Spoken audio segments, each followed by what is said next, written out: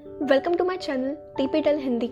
Film के शुरू में हमें टीना नाम की लड़की की न्यूज़ दिखती है जो एक सड़क हादसे में मर गई होती है। वो लिटलटन शहर की मेयर होती है जिसने अपने शहर के लिए बहुत काम किए थे। हाल ही में उसने एक हाईवे के एक्सटेंशन पे रोक लगाई थी जिससे उनके शहर का कनेक्शन हाईवे से बना रहे और लोग भी उसे बहुत पसंद करते थे। यहीं पे हम पॉनलाई नाम के आदमी को देखते हैं जो शहर का मेयर बनना चाहता था।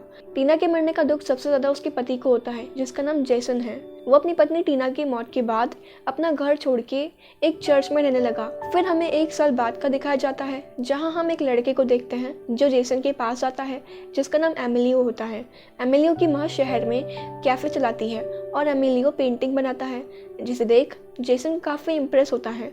आगे जेसन चर्च के पेस्टर से वहाँ रखी पुराने सामान को हटाने के लिए कहता है तो पेस्टर उसे परमिशन दे देती है। फिर जेसन सामान हटाने लगता है तभी उसकी नज़र वहाँ रखे मॉडल पर पड़ती है जिसे देख वो काफ़ी हैरान हो जाता है क्योंकि वो मॉडल उसके ही शहर का होता है जो बहुत पुराना है लेकिन फिर भी पूरी तरह अपडेटेड है।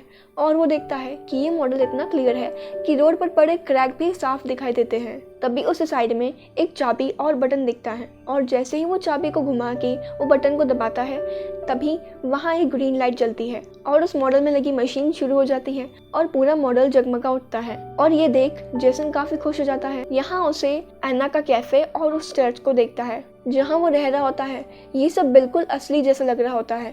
तभी उसे लगता है कि चर्च में कोई खड़ा है और वो देखने के लिए उस पर पानी डालता है और तभी चर्च के बाहर बारिश होने लगती है। लेकिन जैसे ही वो पानी डालना बंद करता है तो बारिश बंद हो जाती है जिससे उसे थोड़ा अजीब लगता है और वो एक बार फिर से मॉडल पर पानी डालता है तो फिर से बारिश होने लगती है और वो बाहर देखता है कि ये बारिश सिर्फ चर्च पे ही हो रही है और वो समझ जाता है कि ये सब ये मॉडल की वजह से हो रहा है। आगे वो एना के कैफे में जाता है जहाँ लोग उसी अजीब सी बारिश के बारे में बातें कर रहे होते हैं और वहाँ उसे पता चलता है कि पोनले के मेयर बनने के बाद शहर के बहुत बुरे हालात हैं। सड़कों पर कचरा और गड्ढे हैं और हाईवे से कनेक्शन टूटने की वजह से लोगों के काम भी कम हो गए हैं। उसे ये भी पता चलता है कि पैसे कम होने की वजह से एना और एमिलियो खुद ही अपने कैफे को पेंट करने की सोच रहे हैं और वो ये सब बातों को एक डायरी में लिख देता है और वो वापस चर्च आता है। और हम देखते हैं कि जेसन पेस्टर की ऑरेंज नेल पेंट चुराता देखता है। फिर अगले दिन एना और एमिलियो देखते हैं कि किसी ने रातों रात उनके कैफे को पेंट कर दिया है।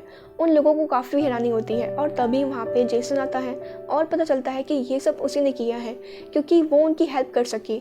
एक दिन वो एक बॉक्स को देखता है जिसमें मेयर को अपने हेल्प के लिए सुझाव देते हैं और वो उसे उठा के अपने साथ ले आता है और आगे हम उसे सबकी प्रॉब्लम को ठीक करते देखते हैं। वो सड़कों पर गड्ढे भरता है, घर के बाहर से कचरा साफ करता है और सूखे हुए पेड़ और सड़कों को साफ करता है। एक भूखे डॉग को देख के वो मॉडल में हड्डी रखता है जो बाहर की दुनिया में बहुत बड़ी होती है। उसे बहुत खुशी होती है क्योंकि वो लोगों के काम आ रहा होता है। आगे वो एक बड़ा सा बोर्ड लगाता है जिससे हाईवे से देखा जा सके और उनके शहर में फिर से टूरिस्ट आना शुरू हो जाते हैं। और ऐसे ही होता है, जल्द ही वहाँ काफ़ी टूरिस्ट आने लगते हैं जिससे लोगों के बंद पड़े काम फिर से शुरू हो जाते हैं। फिर जेसन को पता चलता है कि ये सब काम मेयर ने किया, ऐसा लोगों को लगता है और लोग चाहते हैं कि वो अगली बार भी इसी को बनाएंगे और मेयर भी कहता है कि ये सब मैंने ही किया है।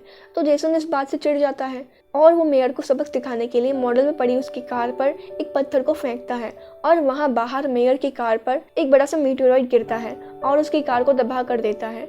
मेयर को इस बात से काफ़ी गुस्सा आता है और वो देखता है कि एमिलियो ने इसकी एक स्केच बनाई है तो उसे लगता है कि शायद ये सब उसी ने किया है, लेकिन एना आके उसे बचा लेती है।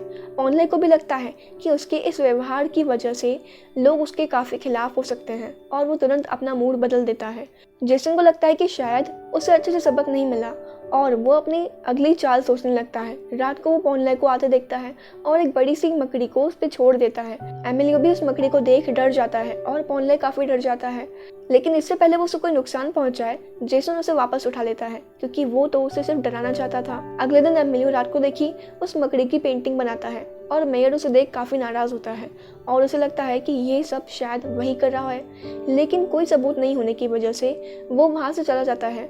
आगे हम देखते हैं कि शहर में लोगों को अट्रैक्ट करने के लिए जेसन शहर में लगे एक बड़ा और ज़्यादा लाइट वाला बोर्ड लगा के सोने चला जाता है।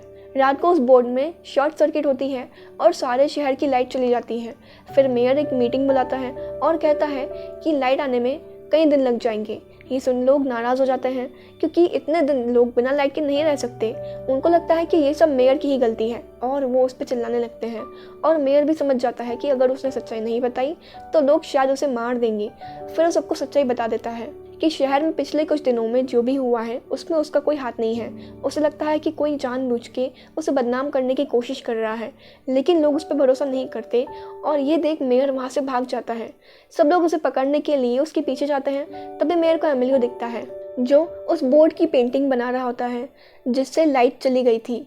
फिर मेयर लोगों को कहता है कि ये सब एमिलियो कर रहा है और वो सबको उसकी पेंटिंग दिखाता है। वो बताता है कि वो शायद एक जादूगर है जिसने पहले अपनी मॉम के कैफ़े को और बाद में उसने शहर को बदलना शुरू कर दिया। एना एमिलियो का बचाव करती है और वो बताती है कि कैसे वो शुरू से ही एमिलियो के पीछे पड़ा है और वो अपनी गलतियों को उसके सर रखना चाहता है। लोगों को भी लगता है कि एना सही है तो वो मेयर को मारने आगे जाते हैं।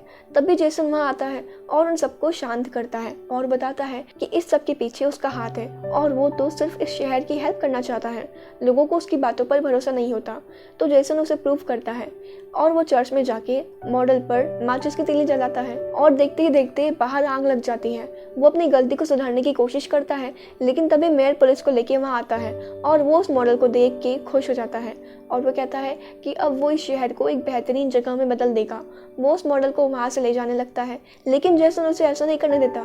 मेयर ज़बरदस्ती करता है और वो मॉडल हिलने लगता है और बाहर भी भूकंप आता है। आखिर में वो मॉडल टूट जाता है और बाहर की दुनिया में भी काफ़ी तबाही होती है।